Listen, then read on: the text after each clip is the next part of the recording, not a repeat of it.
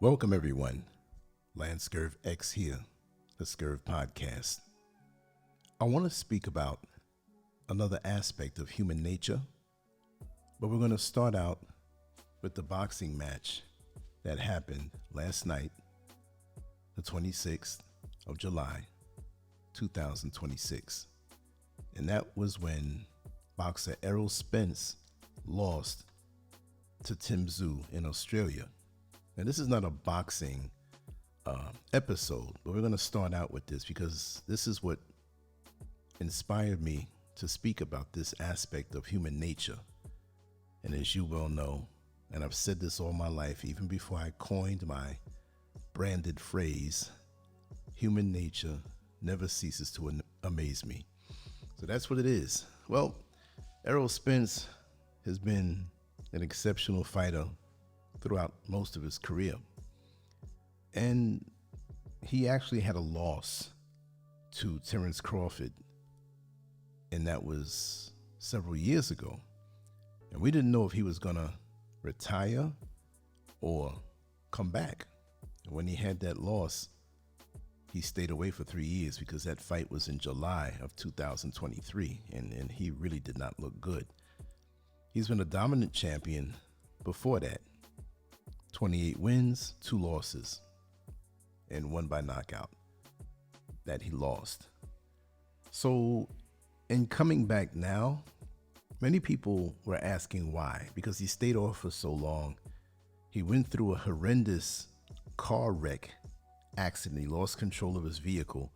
And if you saw the videotape of that, there was a camera nearby on a house, a surveillance camera, and it caught that accident. And when you see it, it's like, how did this guy survive this accident? How was this possible? But he did.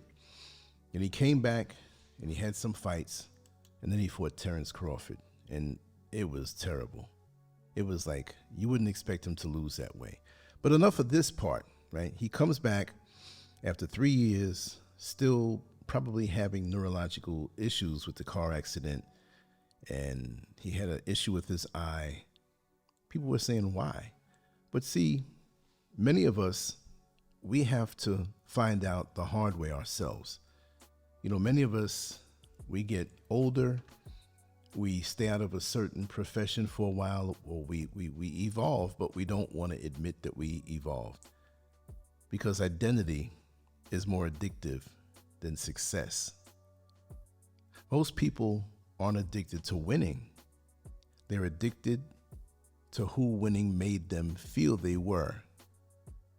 Errol Spence wasn't just fighting Tim Tszyu. He was fighting the memory of the undefeated Errol Spence. Human beings cling to old identities because losing an identity feels like dying. So this is why you have people who, even if they don't try to go back to who they were actually in practice, they will keep bringing it up because it's gone. And that's when they felt the best about themselves. They have not evolved to the point where they put it in its place. It doesn't mean you gave up, but it's very annoying when you speak to people and they keep bringing up the past like it's something today. Old accomplishments, old relationships. Okay, we know that there was a certain point in your life that meant something to you. But this is 2026 at the time of this presentation. Why are we speaking about 1985, 1980, 1977? Yes, we have good memories. We bring them up in a joyous collective way, but it didn't happen yesterday. Get out of the past. What are you doing today? It's how do we end up rejecting the beauty of today? That's something I never understood. Now, I believe after hearing the retirement speech after the fight of Errol Spence, I do believe he understands. You know, he seems to be very sensible. And he has a family. He has money for the rest of his life, probably generational if done wisely. So he's not in a sad state of affairs like most fighters or most athletes or most people who don't budget their money correctly. But here's something to look forward to. Too many of us think of our heyday, and we do anything in a conversation with someone else to bring back the good old days. It could be somebody you hardly know, but you're going to find a way to go back and bring up that relationship or that period when you thought you were shining. And to me, that's stagnation. You have to turn over new soil. You see, ego confuses evolution with defeat. Ego. Nature changes constantly. Trees shed leaves. Seasons change. Animals adapt. Humans, we often call adaptation giving up. That's ego talking. Real evolution isn't quitting, it's graduating. So imagine you're in a school, elementary school, and you're in second grade, and it's time to graduate into third grade, and you show up after the summer vacation and go right back to second grade. Everybody else has moved on. Nobody wants to hear the second grade lessons because they've conquered that, they've absorbed that, they've learned that, they graduated, they moved on. Stagnation is not attractive at all, especially when it's over and over and over. And you say to yourself, my God, does this person realize this is 2026 and they're this particular age? It doesn't mean you're old. There are things that you can get into and do with just as much passion. Again, you know, the times have changed. The people around you have changed. Your status has changed. It's like going to a play or a movie, or at home, you're on Netflix and you keep watching. Oh, I'm going to invite you over to see a movie. And you ask, what do you want to see? And they tell you the same one that you saw 50 times before when you came over there. And I don't know who would come over 50 times, but this is how it is. We don't want to watch the same old movie. Show me something new. Yeah, maybe it might be a favorite movie you go back to personally. But does that mean everybody wants to see the same old movie you do? When people like this can stay to themselves and loop their lives over, fine. Stay right where you are until death. Because to me, you're already dead. That's why I think it was a good thing Errol Spence said, it's time to hang it up. I can see it. And if you do something and find out, maybe everybody else knew it and they didn't say anything. And now, like Errol Spence, he went back into the ring and found out, listen, I don't have it anymore. I don't feel it anymore. The fight felt long, the pain. It wasn't like it was. So he realized. How many other fighters never realized that? How many other people never realized that? Huh? Look at the woman who is way over the hill as far as trying to compete with the 20-year-old young ladies who are in their sexy dresses, have their sexy shape. They're living their life according to that particular age group, depending on their development. And they're out there at the nightclub or walking down the street getting attention. Guys are trying to talk to them. Why are you damn near 60 or in your 60s trying to compete with that? You can't. Like Talia Shire, the actress who played Rocky's wife. What did she say to Rocky? You can't win. It's all over. It's in your head. Maybe behind closed doors when you're with that special friend who's going to spend the weekend with you, or your spouse or whoever it may be. Even though you may have a few extra pounds or you look to be, and we can keep ourselves up nice, but it's not going to be that same time. And the mentality, that's what I'm trying to say. It doesn't mean you have to give up physically, right? But to walk around, parade around in the street a certain way, it looks kind of odd. Even though there's some guys who are younger who like that. That's why they have granny porn. There's somebody for everybody. But we mistake nostalgia for reality. People don't miss the past. They miss how powerful they felt during that period. That older woman isn't really chasing youth. She's chasing the emotional validation youth brought. That's what we have to understand. That older man isn't really chasing younger women. He's chasing proof that he still matters. Those are completely different things. So when you see the older guy with his little blue pills and chasing the young girls that just want his retirement check, he's delusional. He's trying to put himself back into a time where he believed he mattered, where he had pull, where he had influence, when he was a dashing, handsome young man who just on looks alone and conversation alone, yeah, you had to spend a little money, but that was what those young ladies were attracted to in him. And the older woman, the emotional validation. It's sad. It's sad. I know of a few people who went through one relationship after the next relationship after the next relationship, and half the time it was somebody else's man. And now they are older, or considered old by many accounts, and they still don't see it. They still feel they have that shot to be that dashing woman that they thought they were. And men are like that too. And the blue pills made it worse. Because in actuality, it's not about that particular body part, okay? It's a whole lot more. But as long as you're dishing out the money, the young girls will come. Not all of them, but some of them. And they'll capitalize on this, that you just can't let go. We ignore small warnings until life sends a large one. Life whispers first. It whispers to you in a soft voice. Maybe it's a slower recovery or a little more fatigue. You notice it when you walk up the steps. You could be in shape, but you know you used to walk up these steps a lot faster when you were 18 years old. You might have more injuries. Maybe your enthusiasm is a lot less. You force yourself to do things that came to you effortlessly.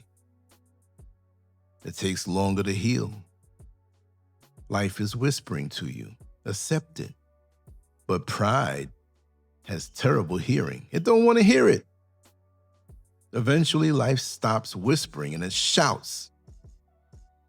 Sometimes through illness, sometimes through failure, sometimes through humiliation. You embarrass yourself in something, and you have to face it. Father Time is undefeated, because sometimes, like Errol Spence, or Errol Spence Jr. rather, sometimes through defeat under bright lights. And you realize, but what a bitter pill that is to swallow.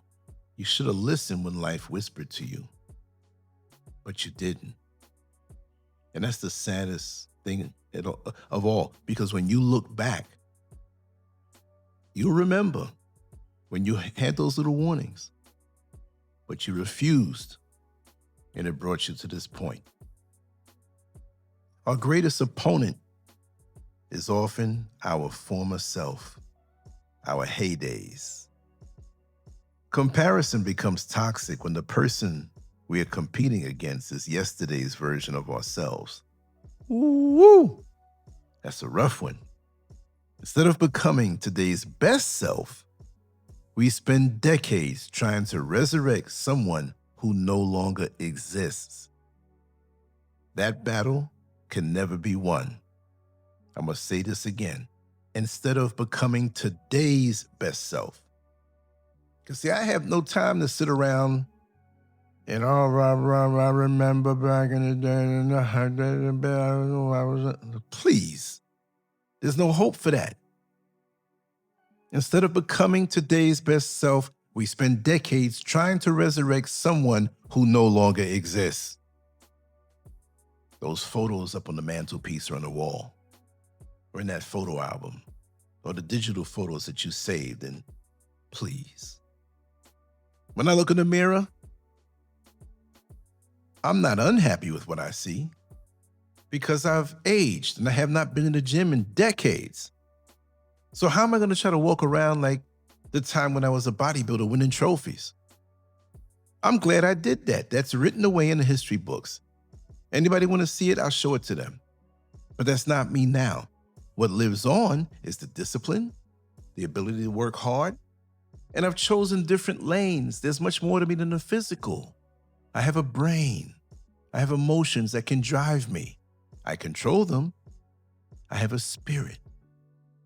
I'm better today than when I was when I had that body. Yes, I can go to the gym and get a better body, and I will. But that's not just me. And then you have the people who live in the past just on potential. Someone told them, you could be great at this. But they never did anything to manifest that. But they still act like they did it. It's like digging through a trash can and you know it's nothing but stuff in there to be thrown away, but you're looking for even a shred of proof of something that existed before. You're wasting your time. Accept it. Move on. And again, nobody wants to hear it. Nobody wants to hear it. Unbelievable. What can I say about these kind of people? I don't know. But a lot of us are like that. We bring up the old as proof of something in the present. You see what I mean? Society rewards reinvention less than repetition. Fans wanted the old Errol Spence to show up, the old Errol Spence Jr. in the fight last night. Employers want the worker they remembered. That worker doesn't produce like he used to. Friends want the old friend. Well, the old friend has gone through a lot, maybe trauma, disappointment, or maybe great things that elevated him. And you might be the one that's thinking in a very depressing way or thinking about the past. And this friend moved on. Still keeps in contact with you, but he doesn't want to hear that old stuff. People change. Families want the old version of you. Maybe those families were quite toxic and love the old version of you who didn't make waves by questioning how dysfunctional the family was. So they don't like this new outspoken version. They want the old version. When you sat down, didn't ask questions, and behaved yourself, while all were swimming in a pool of toxic dysfunction. Even we become uncomfortable when we change. A lot of times we don't like what we've become.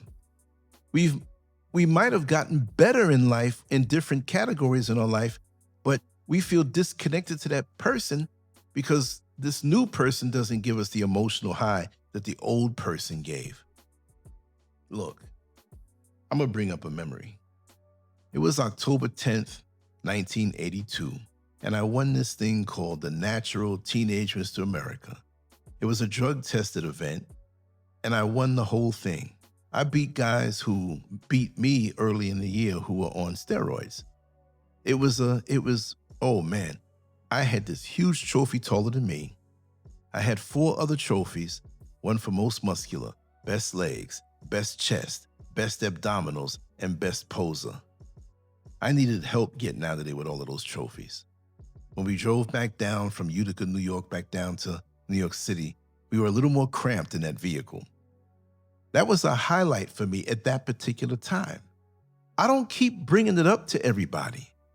When I stood on stage and the whole auditorium gave me a standing ovation, and I stood there as a 19-year-old, do you know what that did to me as far as my confidence is concerned?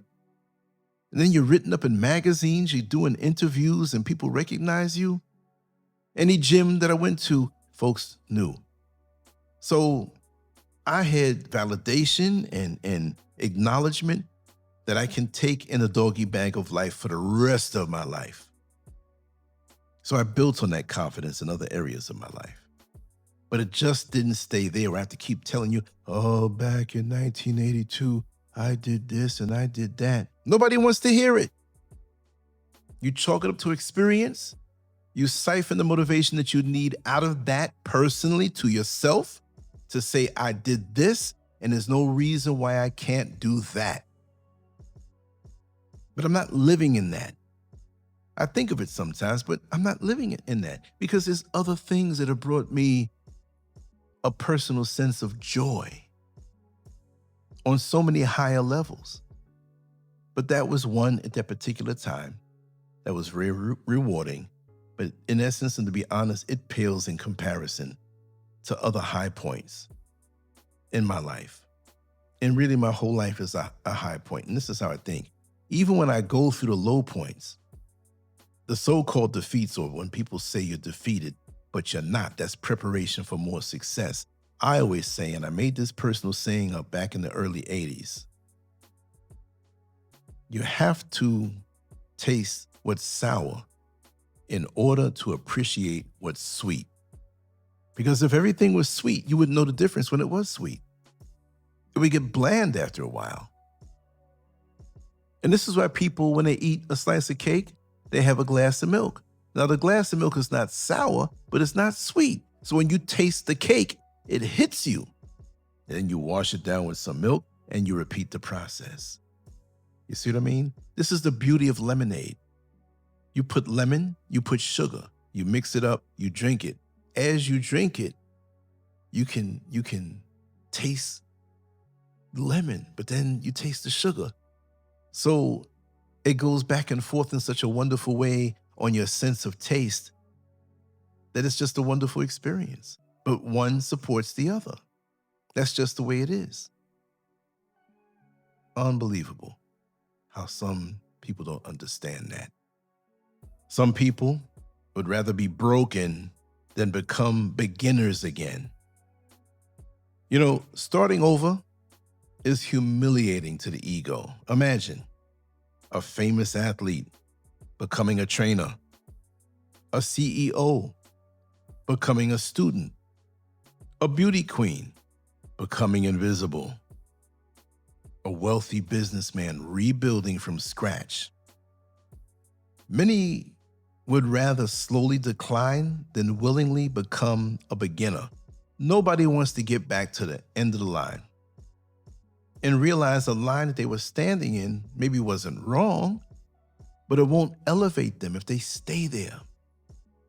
See, look at people who realize certain aspects of the religion that they follow, and they realize like, hey, I'm kind of learning that this is not the way to go for me. I see beyond it. Some put their head down and stay in it and kill off their sense of spirituality, which is so unlimited. Some break away from it and they realize, well, I learned something from this, but this is not the ultimate. This is not where I need to be. You see? And the others will chastise them or excommunicate them because they're not sticking their heads in the sand of religion and ignoring reality as they see it through critical thinking. Like we said, the beauty queen becoming invisible. If she keeps her identity as I am the beauty queen, I'm the most beautiful, I was chosen to win this pageant. Well, as you get older, things start sagging, wrinkles start coming in. Maybe you can fight them off for a while. But there's no way at 90 years old, you're going to be bedazzling to the world the same way when you were 22 years old or 24 years old, physically. Work on your spirit, work on your inner self, make yourself better so that when someone sits down with you to have a conversation, maybe they may know you from those beauty pageant days, but they'll quickly find out that you've accrued so much more wisdom by embracing your new roles in this life. Maybe you've become a mother, right? Maybe you've become a teacher of some sort. And we're all teachers if we self-reflect and learn from our own experiences and misjudgments, and we can help someone else by sharing that. Now, they have to accept it, but if they don't, then they'll have to come around and get back to the back of the line and learn through what they refuse to see. You see? That's I don't know. If we only listen to somebody's talking points, I'm not saying I know everything, but these are things, and I'm speaking this way because of what I've learned. In many cases, the hard way, but I'm not a hard head. It didn't take me long. But some people, my God, they never change or evolve, or rather, like I said, graduate. But understand also, human nature loves familiar pain. Psychologists often say that familiar suffering feels safer than unfamiliar growth. I gotta say that again. Psychologists often say that familiar suffering feels safer than unfamiliar growth. In the bigger cities in America, and maybe some other places, it may not have to be the bigger cities. Have you ever noticed when you have a liquor store in areas where they call it the so-called hood, right? That you'll see a collection of what seems to be alcoholics out there around that liquor store. Maybe not in front of it sometimes, but around the corner or next to it, maybe in that empty lot. They're standing around. Some of them are begging for nickels and dimes, money, so they can go back and drink some more. And lots of times you see their trousers stained because they couldn't hold their urine. They were so high, they didn't realize it. They may not have been in the cleanest of conditions. Some of them are homeless. Some of them have a home to go to, but they don't care about anything else. They want to get back out there and drink. So that's familiar suffering. Even though they know that drinking is no good for them, it's killing their liver, it's killing them, they rather stay there because they have other people who are suffering and trying to escape whatever issues they have, but it's all familiar. Those are their buddies, and that helps to keep them in that place. That's why I said human nature loves familiar pain. Unfamiliar growth comes. Somebody comes up in a big pickup truck and say, hey, fellas, how'd you like to get this good paying job that I offer you? But you have to have a clear head. You have to be willing to work X amount of hours and you get paid this amount that they think is mind-blowing. Maybe they didn't think they can make that amount of money. Most of them wouldn't do it. Most of them might say, yeah, I'll do it, but they're not going to show up. And this is based on something I experienced in Queens, New York. And I'll tell you where it was. It was on 109th Avenue in the Van Wyck Expressway Service Road. And there was a bodega there.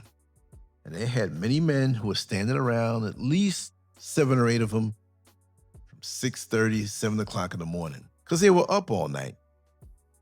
And when the guy who owned the bodega would open it up, he had to go outside and clean up bottles and trash and stuff that people threw down, things that would bring some type of violation from the city because you don't keep your storefront clean.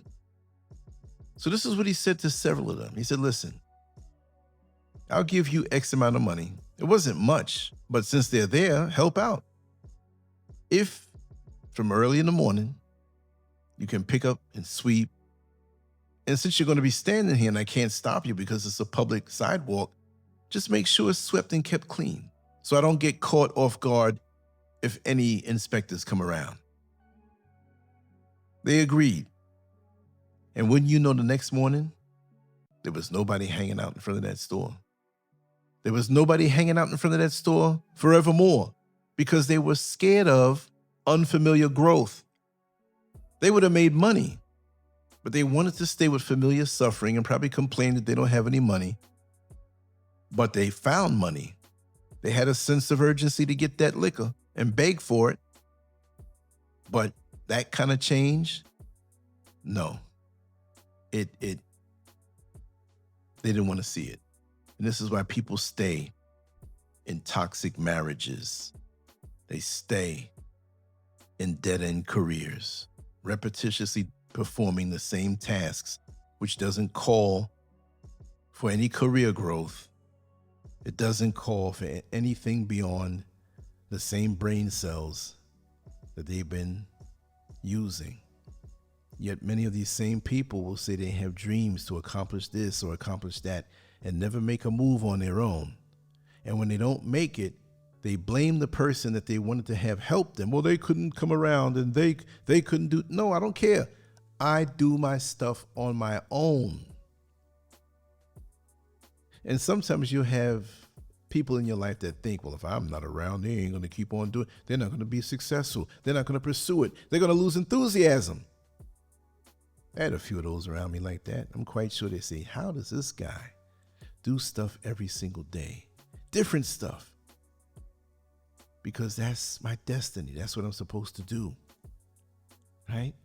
Some people keep gambling. Not even just gambling at home with a card game with friends, but going to the casinos and blowing their mortgage money. They think because they hit a big hit of money 5 years ago that keeps haunting them, and they keep on dumping it in. They don't understand that they have to move on. Some keep chasing impossible dreams. Yes, you're supposed to stick to what it is that you have to do, but you have to realize that there comes a point that you're not giving up, but if you haven't moved toward any modicum of success towards something, you can still pursue it, but start spreading yourself out a little more and doing some other things, right? I mean, there are people who pursue social media and this greatness and this notoriety, and you're going to find them dead at the keyboard. That's the reality. Looking for hits, looking for validation, looking for likes, looking for the viral video. Me, my platform now is underground. I'm not looking for no viral video. I just like to vibe with the people who vibe with me, who think like me. I'm happy with that. I'm not going to be that little shop in the neighborhood who's mad at the big box store like a Walmart or Home Depot or Target. Look at the size difference. It's not going to happen. I'm not saying be content and don't strive for more. No. But at the point of no return, when are you going to acknowledge that? Right now, my life is so diverse and varied. And I could take a breather. And I'm doing better work. I can get into topics that I've always wanted to get into. And if I don't have as many hits, it's okay. The people who enjoy it. And I'm happy. Like with Cheers, the theme song. Sometimes you want to go where everybody knows your name. I don't have to rule the world. I just have to enjoy my inner circle as it is now. But it's pathetic. And they keep chasing impossible dreams, not because they're happy, but because the pain of it is familiar. The gambling, the dead-end careers, the toxic marriages. It's familiar pain. You're happy walking around, and again, I'll mention it like I did the other ones. You're happy walking around with the pebble in your shoe, and you don't want to change it. You'll appreciate the shoes better. But see, wisdom knows when to transform. The eagle eventually flies differently. The lion eventually hunts differently. The old boxer can become an extraordinary trainer. The aging beauty can become elegance. The retired businessman can become a mentor. Nothing is lost. It just simply changes form. And people don't realize that. Evolution is not subtraction. It's transformation. But how many realize that? You're not being defeated. You're not being thrown away. You haven't outlived your youthfulness. You see? The strongest people aren't those who refuse to change.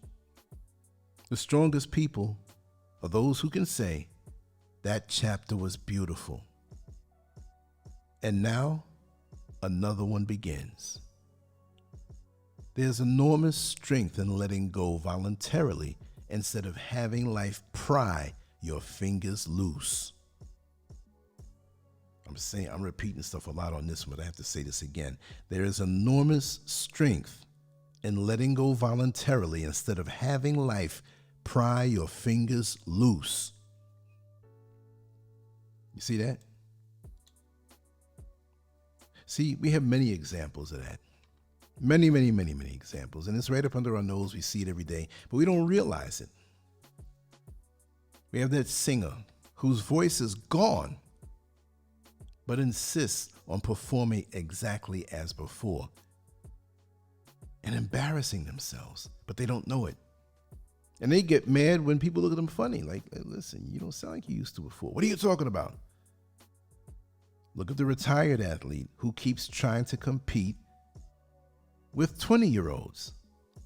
Father Time is undefeated. Enjoy yourself as it's been. Unbelievable. The businessman is another one. The businessman who refuses to let his children modernize the company until it collapses. It collapses, and then they say, okay, children, which they're grown, and they know the business, but they know technology a lot better. They can move the business into the future, but that businessman father wants to keep it the same way. And now the business collapsed. And now that it collapsed, he wants his children to pick up the pieces. And sometimes it can't even work because you missed that window of opportunity when you should have given everything over. But we hold on to these things because we feel as though we're no good anymore.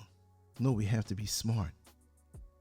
But look at the grandmother trying to relive her nightclub years instead of embracing becoming the family's matriarch. You want to be out there with the cleavage showing, shaking your ass, and you got grandkids? And you can't accept? Listen, you can be sexy at the appropriate time behind closed doors with your mate. You can dress a little different and still be sensuous. Nobody said that you have to give up that special feeling, but you're chasing this thing? No. Look at the man who still measures his worth by how many women want him instead of by the wisdom he can offer. There's nothing worse than 2 or 3 old men. Hey, yeah, man. I got that woman, man. Yeah, I'm 65 and she's 20 years old. I turned her out for the rest of her life. She can't get enough of this thing. But you paying her. It ain't got nothing to do with your stink breath, your morning breath, perpetual, and that little rusty old thing you got that's pumped up from the blue pills. She don't want to walk down the street with you. That's why she comes to your house and gets your money. This is what happens in real life. And that's something. Parents who continue treating their 40-year-old children like teenagers. That's embarrassing. Of course, you're always going to have the same amount of time between your lives. If you were, let's just say exactly, right, 25 years old when you had your child, and now you're 50, and now they're 25. Now you're 75 and they're 50, and you still treat them like a baby. Don't you think they learned some lessons out there in life like you did and wanted to be acknowledged as an adult? And of course, you as an older person can give the wisdom. But you treat your children like teenagers, and you wonder why they don't get along with you. Be there for guidance because you've been on this earth a little longer. Be there for the wisdom. If it's something that's really needed, come to them and suggest something. Don't just dog them and treat them like little kids, like they don't know what they're doing, because you were at that point too. The former popular kid who still lives off high school glory decades later. Oh man, I know a whole lot of those. Their high school days, their girlfriends, or what they've done in the gym, they still hold on to that stuff. They're not even popular anymore. They're around different people. They may have moved away. Or if they're around the same people, or some of them, they may have remembered the popular days of this person, but this person has dressed it up so much that it doesn't even resemble what happened. You're in high school, buddy. You did this in high school. Look, when was it? It was 1978. 1978. And I was in a special program in junior high school 226, and I'll tell you, just in case anybody went there or knows of it, they kept us there for not the 2 years that you usually stay in middle school, but for 3 years, and we had our 9th grade in this building of a middle school, of a junior high school. Doesn't mean we were left back. It was an accelerated program for smart kids. And so I forgot exactly when it was, but you can go to that school, I believe, and still see the engraved, not plaque, but it's just a thin little gold engraved thing. Every year they would put the accomplishments of the students. And in gym class, one year in 77, I did 75 sit-ups and I was conked. I was conked out and I was mad. I trained all year, watched my food all year. And this is before I was really into bodybuilding per se. I was lifting weights a little bit. But guess what? The next year, your boy, and I know I'm a man, did 1,630 sit-ups without stopping. It went into the other periods. One of the students stayed there to count. There was a gym instructor, not the main one, but he stayed there because this was an official record that was about to happen. And what happened with me, I was so mad because I wanted the overall record, which was 1,700 and change. This little skinny guy named Frank Zasso, I'll never forget his name. This guy was so small, he could probably do like 5,000 with no problem. So I got to 1,630 and I thought he did 1,700 flat. They counted wrong and I was ready to stop. And none of them buggers told me that it was that number because I told them I'm breaking his record today. Oh yeah, you have 30 more over the record. No, the record is 1,700. And I did 1,630, so I was ready to stop because I was feeling so nauseous.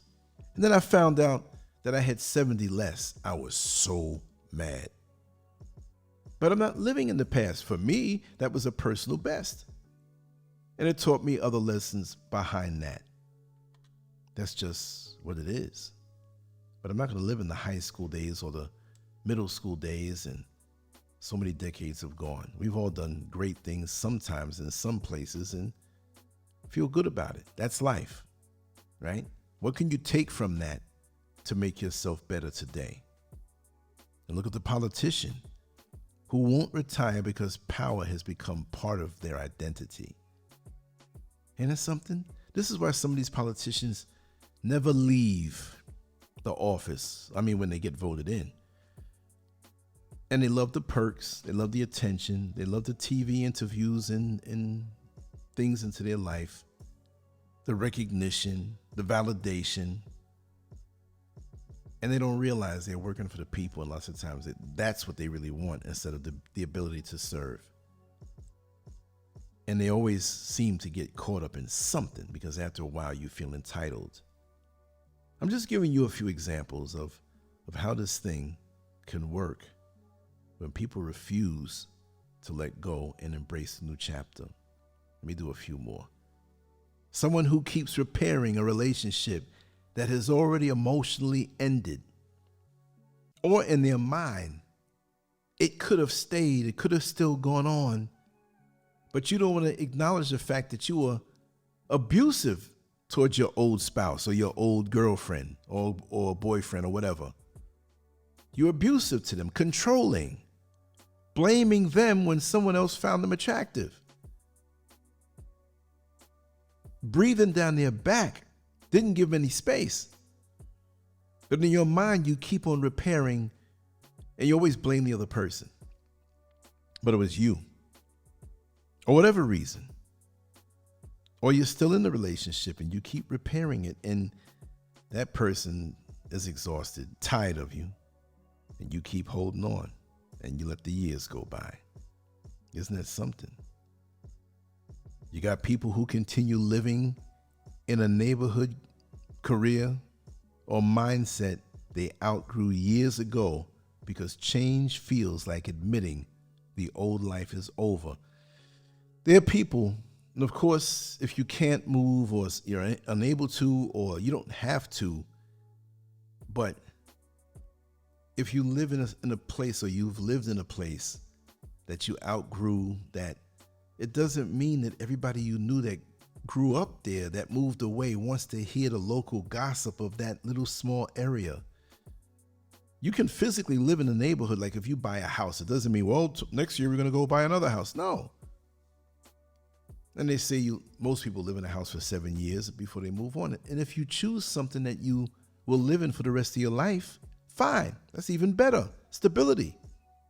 Some of the richest people don't drive a brand new car, or don't move away from the house that may look moderate, but they're worth so much. They've grown. They might physically be there, but they grew. But most people who live back in the old hood don't want to hear who got pregnant from who, don't want to hear who just got locked up, don't want to hear, I mean, okay, you hear somebody dies, you feel bad, right? Okay, I give you my condolences. But the whole, how could I put it? The whole, how that neighborhood moves as a machine that's going nowhere. You see what I mean? And this is why in many of the black neighborhoods, you have these people who come in and capitalize on that. The Chinese food joint, the Lebanese supermarket. They'll wave to the people and be friendly with them, but they're there to make money. What are you doing? You understand? It's something to think about. Every human being lives two lives. The first is the life they're actually living. The second is the life they refuse to admit has already ended. Most suffering exists in the distance between those two realities. Acceptance is not surrender. Acceptance is the doorway through which evolution walks. Perhaps that's why nature itself is so peaceful. The tree doesn't mourn becoming autumn. The river doesn't apologize for changing course. The butterfly never tries to crawl back into the cocoon. Only human beings spend years negotiating with time. I thank my Creator for giving me the ability to have acceptance of my chronological age, but yet my youthful energy and enthusiasm for life is still there, and it's not trapped. See, today is not trapped on the yearnings for things to be the way it was years ago and go back to that. I play old songs that remind me of older things and the good times. I play songs every day. I have friends of mine that I'll send them a song and say, hey man, remember this one? But it's a joyous thing that seasons the present day as I move forward. You see, it's a whole different way of seeing things. But some are in a prison. You can't see the bars. You can't see the chains. You can't see the structure that imprisons their mind, the past, their heyday. Every day, and on some level, is a opportunity to get better. It's an opportunity to learn, to expand. I love today's version of myself. There are improvements that I need to make, as we all do. But to sit here and just give up today to try to relive something that I can't bring back makes no sense. It really doesn't. And so if there are other people around you, hey, who are like this, forward them this link. I'm being mean. I know a few people I can do that too, but I know just like the other things they don't watch of what I do, they're not going to watch that one as soon as they see where I'm coming from. So for those of us who know how to embrace a brand new day, let's do it. Many don't. Many are already dead. The only thing they're waiting for is that final year on their tombstone. If they were born in whatever year, they're waiting to find out if it's 2026 or 2035, whatever it may be. But there's nothing more that's going to be added on to that line between the two birth years, because that's where the real action happens. Someone told me that, and I can't remember how exactly it went, but you have the birth year in the tombstone, you have the time they departed, and that one thin little line is where everything happens. Their whole entire life, all the memories, all the victories, all the defeats, all of the children they created, all of the people they affected. It's just a line on a tombstone. It can be much more than that when you realize that life goes beyond this level. I don't know what your belief system is, but I know it won't be like this in this physical body. It'll be a whole different dimension.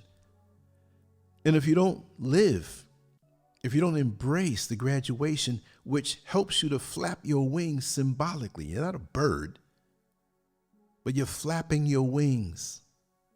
And you probably will bring a developed spirit through the wisdom that you've attained on this level, but you're not going to bring your house. You're not going to bring your car. Your body's going back to the earth, staying right here. Get ready for the next level. Don't shortchange yourself. Stop looking back as though you want to bring that back and there's nothing today. It doesn't work that way. I just hope you enjoyed this little chit chat. That's what was on my mind after seeing Errol Spence lose last night, which it wasn't a loss for him. It's on his record. But now it's confirmed that, listen, enjoy your family. Enjoy the money you've earned. You don't have to worry about money anymore. Enjoy time with your family, because there's so many people that work 1 or 2 jobs. They hardly see their family. They hardly see their spouse.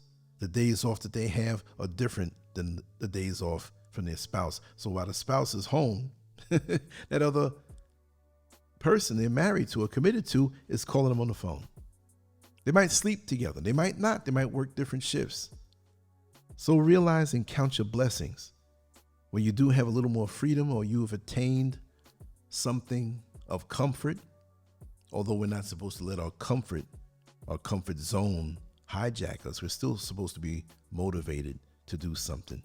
It's a balance. And that's why I say peace of mind and balance, divine balance in your life is such a gift. When you're still in good health, you still have time, you still have a functional mind that's positive, and you're okay. Realize how gifted you are, and stop being so damn negative. I'm not saying this to anybody in particular, but there are people who not only do they want to sabotage themselves, they want to bring that mentality over to you. You're doing something positive, and they're going to start warning you about the dangers of something you're doing positive. I'm doing some work on the side of my house, up on the wall, on the ladder. Oh, you better be careful. You don't want to fall off that ladder and break your neck, and you'll be paralyzed. There's some people who will always bring something positive back to killing your spirit. And those are the people you got to watch out for.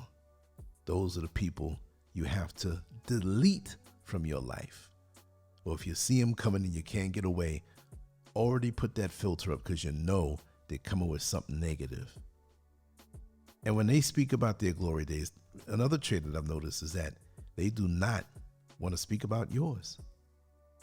And I don't care, because today is the best day, because it's a new day and it's a day that I'm living in.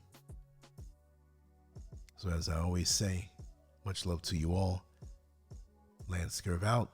On to the next one. Let me hear what you have to say.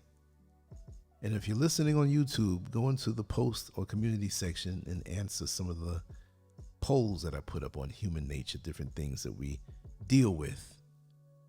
I've been studying this stuff, not necessarily in a school, but in life. I've been studying this stuff. And when my mother went to college again for the second time, when she had her psychology course. I used to go, those books were so fascinating to me. Here I am, 10 years old, 11 years old, reading these books and learning stuff on top of the conversations that we had and the things that I observed.